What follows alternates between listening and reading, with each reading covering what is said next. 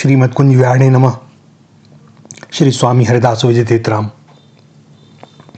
आज दास्य भक्ति के आचार्य श्री हनुमान जी महाराज के प्राकट्योत्सव पर आप सभी स्नेहीजनों को हार्दिक बधाई और शुभकामनाएं।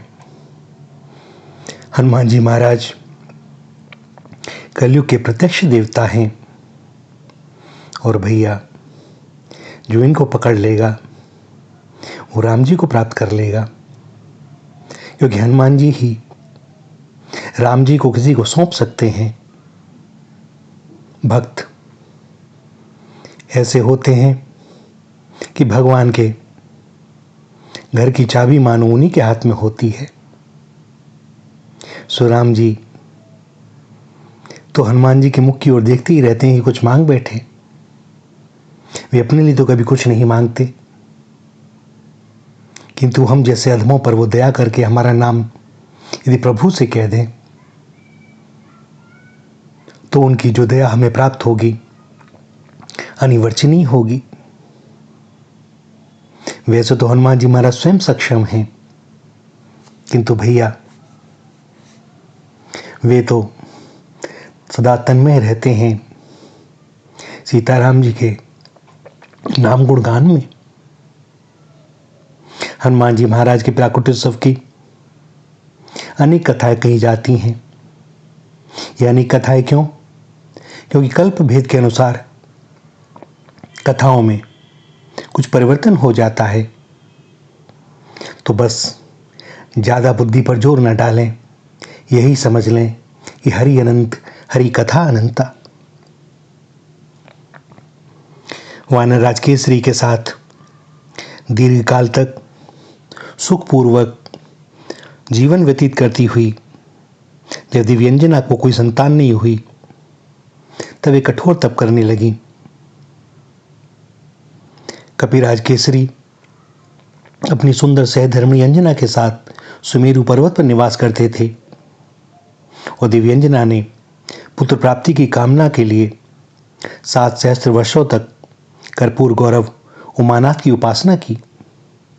प्रसन्न होकर आशुतोष ने अंजना से वर मांगने के लिए कहा और दिव्यंजना ने आशुतोष शंकर के श्री चरणों में प्रणाम कर अत्यंत विनयपूर्वक याचना की। करुणामय शंभो, मैं समस्त सद्गुणों से संपन्न योग्यतम पुत्र चाहती हूं। प्रसन्न होकर भोलेनाथ ने कहा, एकादश रुद्रों में से मेरा अंश 11वां रुद्र रूप ही तुम्हारे पुत्र के रूप में प्रकट होगा। तुम मंत्र ग्रहण करो, पवन देवता तुम्हें प्रसाद देंगे और पवन के उस प्रसाद से ही तुम्हें सर्वगुण संपन्न की प्राप्ति होगी।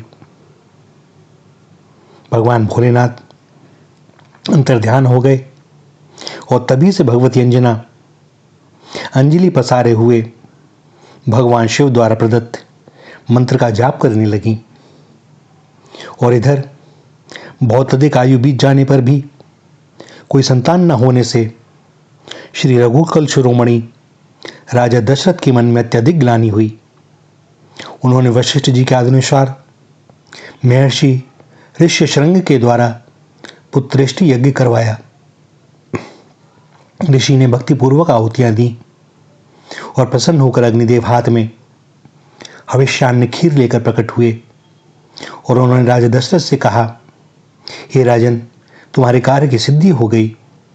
अब तुम इस प्रसाद स्वरूप खीर को रानियों में यथाक्रम बांट दो।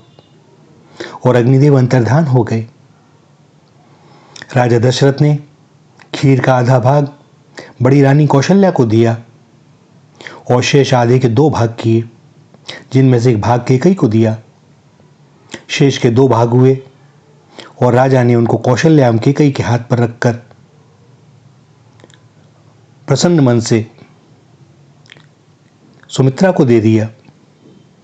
कैकेयी हाथ में खीर लेकर कुछ विचार कर रही थी कि सहसा आकाश से एक मादा गिद्ध ने झपटकर खीर के दोने को अपनी चोंच में ले लिया और वह तुरंत आकाश में उड़ गई।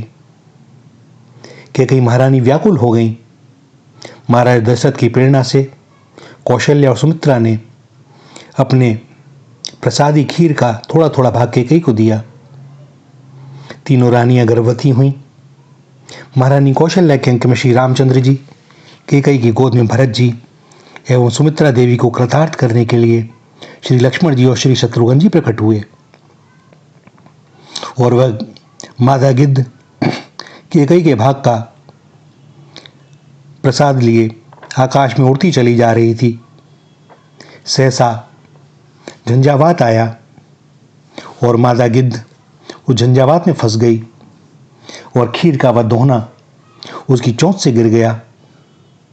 पवन देव तो इसी अवसर की प्रतीक्षा में थे।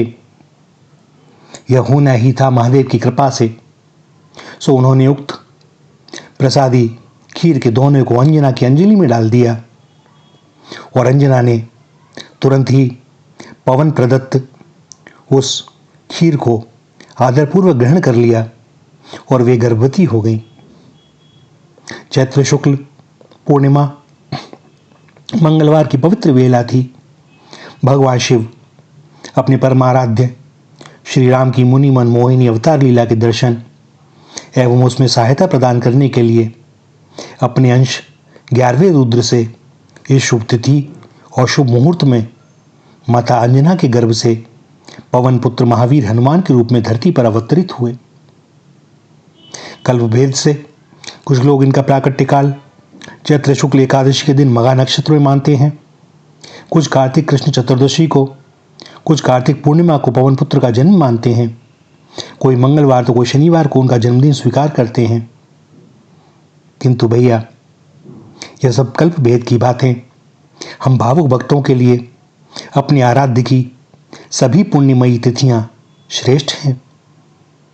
भगवान शिव के 11वें रुद्रावतार मारुतात्मज के श्री किशोर पवन पुत्र अंजना नंदन के धरती पर चरण रखने के समय प्रकृति पूर्णतः आरंभ हो गई।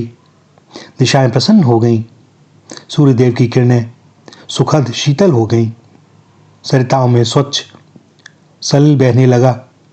पर्वत उत्सुक नेत्रों से आंजनेय के आगमन की प्रतीक्षा कर रहे थे। झरने प्रसन्नता से उछलने लगे। वनों उपवनों बाग और वाटिकाओं में विविध रंग के मनोहर पुष्प खिल हुए। भ्रमर गुंजार करने लगे।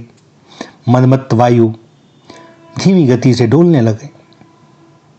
भगवान शंकर माता अंजना के लाल के रूप में प्रकट हुए।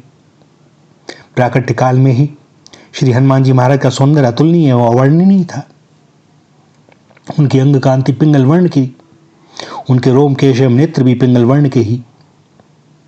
श्री हनुमान जी की बिजली के तुल्य स्वर्ण निर्मित मनोहर कुंडल धारण किए हुए ही माता अंजना की कुक्षी से अवतरित हुए। उनके मस्तक पर मणि जड़ित टोपी शोभा दे रही और वे कौपीन एवं कछनी काछे हुए थे। उनके प्रशस्त वक्ष पर यज्ञोपवीत शोभा दे रहा था। हाथ में वज्र और कटी प्रदेश में मूंज की मेखला सुशोभित थी। अपने पुत्र के ऐसे अलौकिक रूप सुंदर को देखकर माता अंजनी और केसरी वाप विभोर हो गए। भाग्यवती धरित्री पर श्री हनुमान जी के चरण रखते ही माता अंजना और कपिराज केसरी के आनंद की कोई सीमा नहीं थी। चतुर्दिक हर्षोल्लास की लहरें दौड़ पड़ी। देवगण, ऋषिगण, कपिगण, पर्वत, प्रपात, सरिता, समुद्र, पशु पक्षी और जड़ चेतन ही नहीं, स्वयं माता वसुंधरा पुलकित हो गई। सर्वत्र हर्ष एवं उल्लास व्याप्त हो गया और आनंद का साम्राज्य। भैया, भगवान की यह लीला कथाएं बड़ा संक्षेप में वर्णन किया, क्योंकि यह इस कथा ऐसी अनंत है और हनुमान जी महाराज, इनके बारे में तो क्या कहा जाए। यह हमारा सौभाग्य है कि आज देश में हनुमान जी महाराज के बहुत से मंदिर हैं और बहुत से लोग इनकी सेवा पूजा करने वाले। किंतु भैया, हनुमान जी महाराज दास भक्ति के आचार्य हैं। यदि हम इनके चरित्र का, इनके गुणों का, इनके कार्यों का थोड़ा सा भी किंचित चिंतन मनन कर सकें तो भगवत प्राप्ति हमारे लिए बड़ी सहज हो जाएगी, सुलभ हो जाएगी। हम केवल कर्तव्य कर्म करें, बाकी हम करता नहीं हैं, करता वे ही हैं।